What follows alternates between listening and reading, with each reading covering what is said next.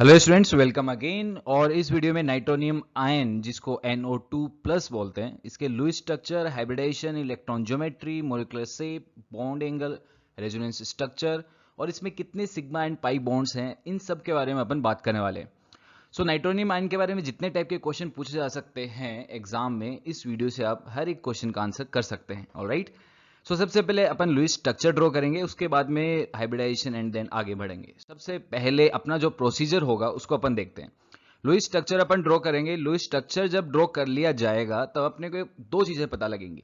एक तो कि अपने मॉलिक्यूल में कितने लोन पेयर हैं, कितने बॉन्ड पेयर हैं, कितने सिग्मा बॉन्ड हैं, कितने पाई बॉन्ड हैं, ये अपने को पता चलेगा।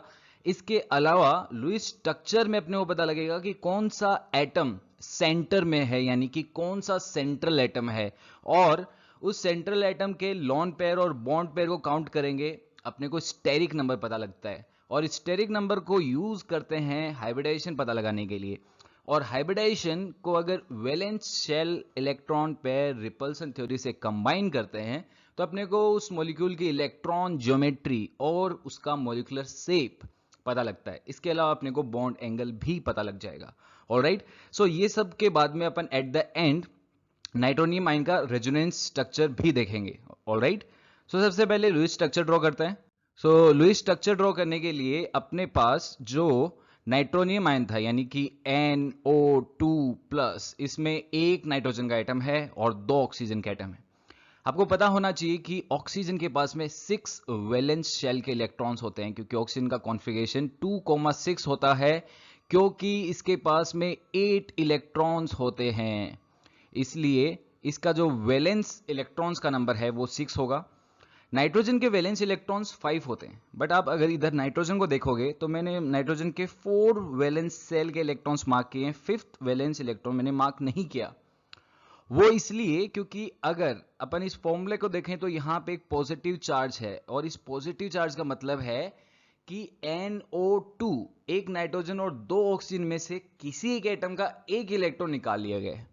और वो इलेक्ट्रॉन अपन ने किसका निकाला? नाइट्रोजन का। और वो इसलिए क्योंकि नाइट्रोजन का इलेक्ट्रॉन निकालेंगे बाद में उसमें पॉजिटिव आएगा, that is stable in comparison to oxygen पे पॉजिटिव।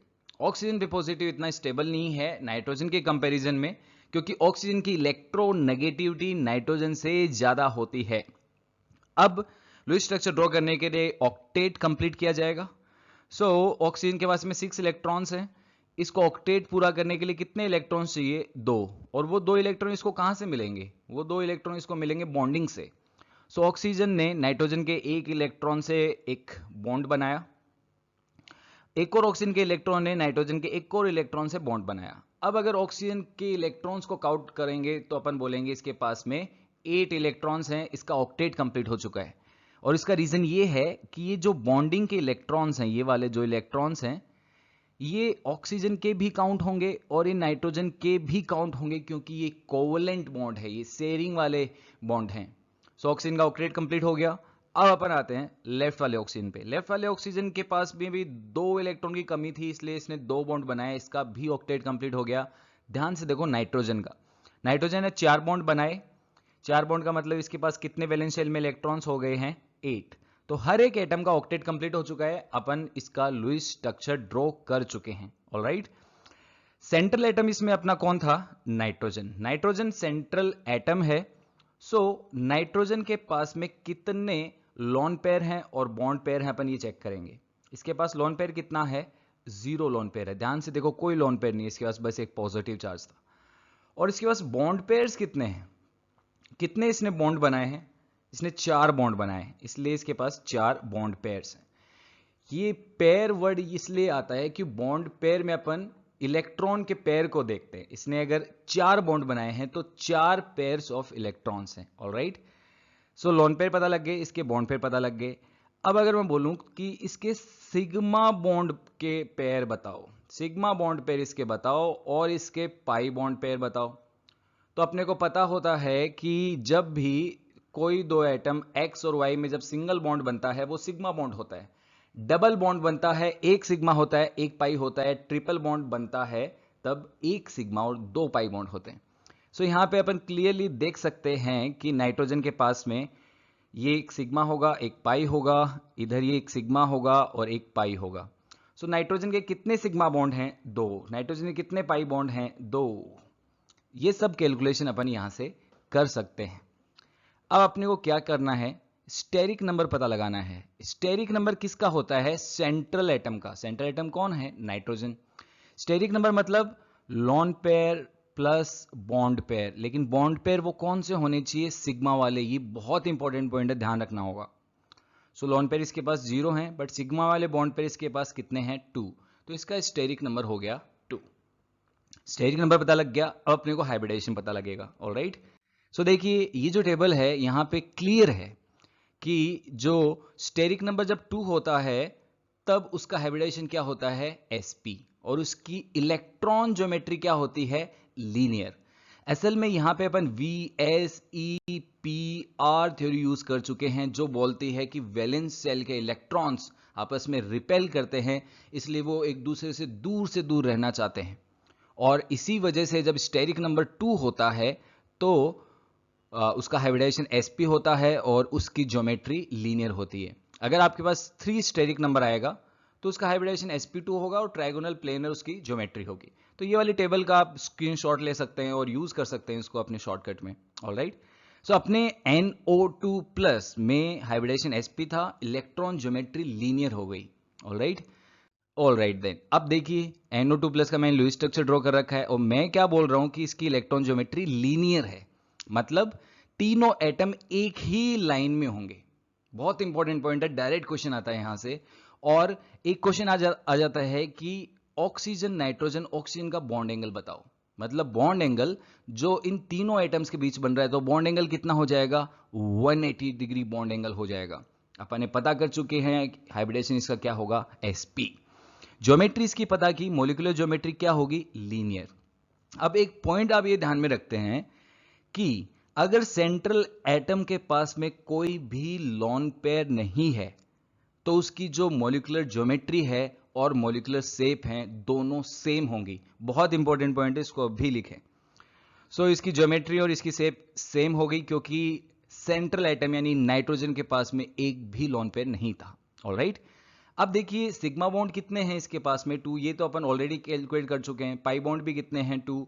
लॉन पेयर कितने हैं? टोटल 4 लॉन पेयर हैं, दिख रहे हैं। एक ये ऑक्सीजन का, इस पूरे मॉलिक्यूल की बात कर रहा हूं मैं, नाइट्रोजन की नहीं, पूरे मॉलिक्यूल की बात कर रहा हूं। पूरे मॉलिक्यूल में कितने लॉन पेयर हैं? 4 लॉन पेयर हैं। बॉन्ड पेयर कितने हैं? 4 बॉन्ड पेयर हैं।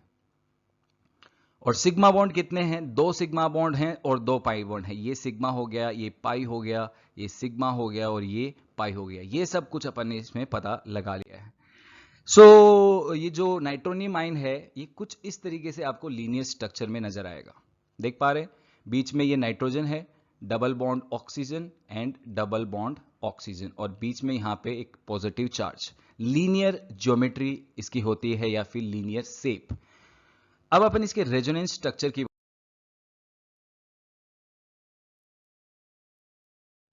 की बात करते हैं। तो रेजोनेंस स्ट्रक्चर के लिए सबसे पहले मैंने इसका लुईस स्ट्रक्चर ड्रॉ किया और मैंने नोटिस किया कि यहां पे एक रेजोनेंस का कॉन्जुगेशन अवेलेबल है, मतलब एक ऐसा सिस्टम जहां पे इलेक्ट्रॉन फ्लो कर सकें। सो यहां पे अपन ने देखा कि एक लॉन पेयर दिखाई दे रहा है, लॉन पेयर के बाद में बॉन्ड है और उसके बाद में एक पाई बॉन्ड है। तो जब आपको दिखाई दे लॉन पेयर, कोई एक बॉन्ड और बाद में कोई एक पाई बॉन्ड हो, ट्रिपल बॉन्ड हो सकता है या फिर डबल बॉन्ड हो सकता है। सो यहां पे पाई बॉन्ड है और यहां पे लॉन पेयर है। जब वो ऐसे सिस्टम में होते हैं तब वो आपस में रेजोनेंस करते हैं। ऑलराइट, सो ये जो लॉन पेयर है ये कुछ इस तरीके से इस बॉन्ड में यहां पे पार्टिसिपेट करेगा, यहां पे एक बॉन्ड बनाएगा और जब यहां पे बॉन्ड बना रहा होगा उस समय इस नाइट्रोजन ऑक्सीजन का ये बॉन्ड ब्रेक हो जाएगा। इस तरीके से यहां पे इलेक्ट्रॉन फ्लो करेंगे। सो देखिए जब इसका रेजोनेंस स्ट्रक्चर बनेगा तो क्या सिचुएशन होगी? बीच में नाइट्रोजन एटम है, पहले 2 बॉन्ड थे, अब क्या किया ऑक्सीजन के इन दोनों इलेक्ट्रॉन्स ने, इन दोनों लॉन पेयर के इलेक्ट्रॉन्स ने यहां पे एक बॉन्ड बनाने की कोशिश की। लेकिन जब ये बॉन्ड बनाया तो दोनों इलेक्ट्रॉन्स किसके हैं? ऑक्सीजन के। इसका मतलब ऑक्सीजन ने एक इलेक्ट्रॉन अपना डोनेट कर दिया, इसके ऊपर पॉजिटिव चार्ज है। और अगर लेफ्ट वाले ऑक्सीजन की बात करें तो इसके पास पहले से 2 लॉन पेयर थे, एक बॉन्ड तो है लेकिन दूसरा बॉन्ड अब ब्रेक हो चुका है। जब ये बॉन्ड ब्रेक हुआ तो इस बॉन्ड के दोनों इलेक्ट्रॉन्स अब ऑक्सीजन के पास आ गए हैं, 2 इलेक्ट्रॉन ऑक्सीजन के पास आ गए हैं। इसमें से एक इलेक्ट्रॉन नाइट्रोजन का था, एक तो ऑक्सीजन का ही था, बट इसने नाइट्रोजन का इलेक्ट्रॉन भी ले लिया, इसलिए इसके पास एक नेगेटिव चार्ज आ गया। तो आपके सामने रेजोनेंस स्ट्रक्चर बन चुका है नाइट्रोनियम आयन का। अब कई स्टूडेंट बोलेंगे कि ऐसा भी तो कर सकते थे कि ये वाला जो लॉन पेयर है वो इस तरीके से मूव करते, ये पाई बॉन्ड ब्रेक करके ऑक्सीजन पे लॉन पेयर आ जाता। हाँ, ऐसा भी कर सकते हैं, इसीलिए इसका इको रेजोनेटिंग स्ट्रक्चर भी है।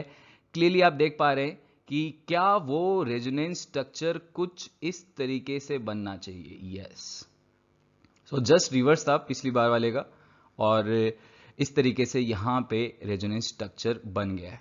सो गाइज, जब आपको ये इस टाइप का कॉन्जुगेशन मिले, lone pair bond and then कोई एक पाई बॉन्ड, तब लॉन पेयर को आप पाई बॉन्ड की तरफ रेजोनेट कर सकते हो। सो नाइट्रोनियम आयन के ये 3 रेजोनेंस स्ट्रक्चर आपके सामने हैं, इनको आप ध्यान में रखिए। इससे रिलेटेड क्वेश्चन डेफिनेटली एग्जाम में पूछे जाएंगे।